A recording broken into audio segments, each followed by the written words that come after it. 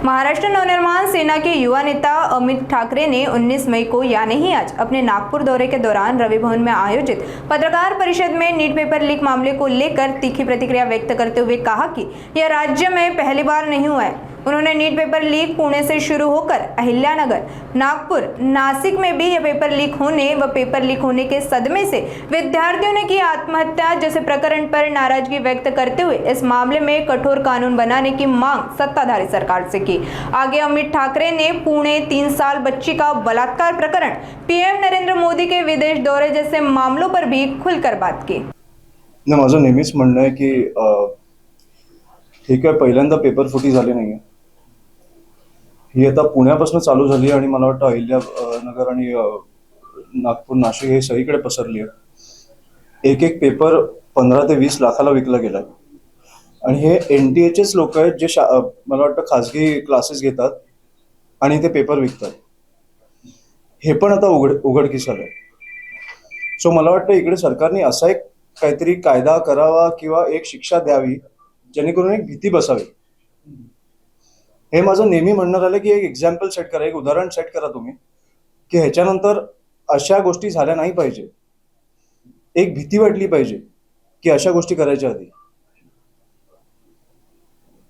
हे दरवर्षी किती आज 3 किंवा 4 मला वाटतं लहान मुलींचा मृत्यू झाला, सुसाईड केलं, त्यांनी आत्महत्या केली, त्यांचं काहीच नाही।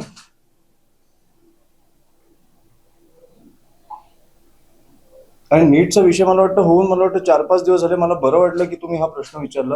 हा प्रश्न चालू राहू द्या जोपर्यंत त्या लोकांना शिक्षा नाही होत।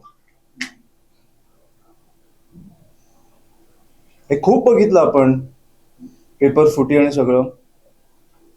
मी मगाशी बोललो तसं की एक सामान्य घरातला मुलगा असेल आणि एक असेल ज्याचा वडील श्रीमंत आहे किंवा आई श्रीमंत आहे, तो येऊन दाखवतोय मुलाला की तू 2 वर्ष ज्याच्यासाठी किंवा तू 2 वर्ष ज्याच्यासाठी मेहनत घेतलीस, हा बघ मला पेपर मिळाला। म्हणजे त्या मुला किंवा मुलीवर काय झालं असेल? आणि परीक्षा रद्द करणं हा पर्याय आहे का? त्या मुला मुलींचं काय? तुम्ही तुमचे कमवले। मला वाटतं कुठेतरी कठोर कारवाई झाली पाहिजे, कुठेतरी एक उदाहरण सेट केलं पाहिजे आपण की ह्याच्या पुढे असं झालं तर हीच शिक्षा मिळणार आणि ही शिक्षा जी आहे ती आपण आजच सेट केली पाहिजे। जिकडनं चालू झालं तिकडून कुठपर्यंत पोहोचलं ह्याचे सोर्सेस मिळालेत, ती लोक मिळालेत, अजून कारवाई काय चालू आहे हे मला कळत नाहीये। हा कॉल मुख्यमंत्र्यांचा आहे की हे माझं राज्य आहे, मी हे असं पुढे हे घडून देणार नाही। एवढ्या मुलांचं आयुष्य मी बर्बाद होऊन देणार नाही। खूप सोपं आहे। मला अजून पुणे प्रकरणात न्याय मिळालेला दिसत नाहीये, जिकडे त्या 3 वर्षाच्या मुलीच्या हत्या झाली, रेप होऊन। बिचारी लहान मुलगी आजीकडे गेलेली, तिची रेप होऊन हत्या होते। त्याच्यानंतर काय होतं? आपण त्याच्यावरती 2 दिवस बोलतो आणि मग प्रधानमंत्री आपल्या समोर येतात आणि बोलतात की सोनं नाही घ्यायचं, डिझेल नाही घ्यायचं, हे नाही घ्यायचं, ते नाही घ्यायचं। तो विषय संपला। त्याच्यावर काय करताय तुम्ही? आम्ही हे विषय सोडणार नाही आहोत। दिवसाला 50-100 बातम्या होतात हो। हे ज्यांची आत्महत्या होते, ज्यांचा मर्डर होतो, आपण ह्या गोष्टी सोडून द्यायच्या?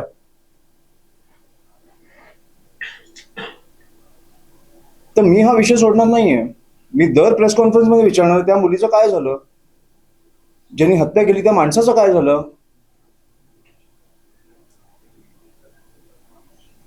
आणि हे विषय मला वाटतं की राजकारणी म्हणून नाही तर मी एक माणूस म्हणून पण विचारतो आणि तुम्ही पण पत्रकार म्हणून विचारा,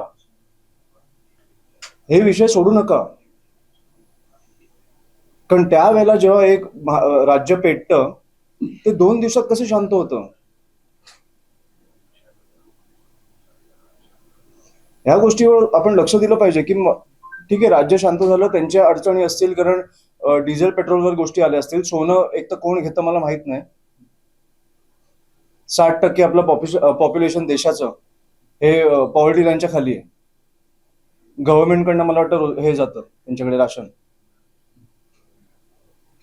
सोनं कोण घेतं मला माहित नाही, पण डिझेल पेट्रोल आता मला वाटतं पत्रकारांचेच मी अनेकदा पेट्रोल पंपवरती लोकांचे बाईट बघितले, सामान्य लोकांचे, की काय ज्या प्रकारे येऊन ते व्यक्त होत आहेत की तुम्ही तुमचा कॉन्वॉय कमी करा, तुम्ही तुमचे परदेशाचे ट्रिप्स कमी करा आणि मग आम्हाला सांगा ना. हे आपले 6 मिनिटाच्या अंतरावर जॉन इब्राहिम निघाले 6 बाईक्स घेऊन. 6 बाईक्स कशाला लागतात तुम्हाला 6 मिनिटाच्या अंतरावर जायला?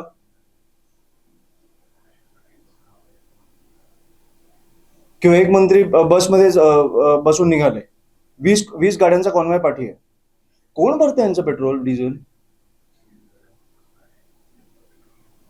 हे तुमच्या पैशातनं जातं. हे प्रश्न आपण विचारायला नको की तुम्ही सामान्य लोकांना का त्रास देताय? तुमच्यामुळे ही देशाची परिस्थिती झाली आहे.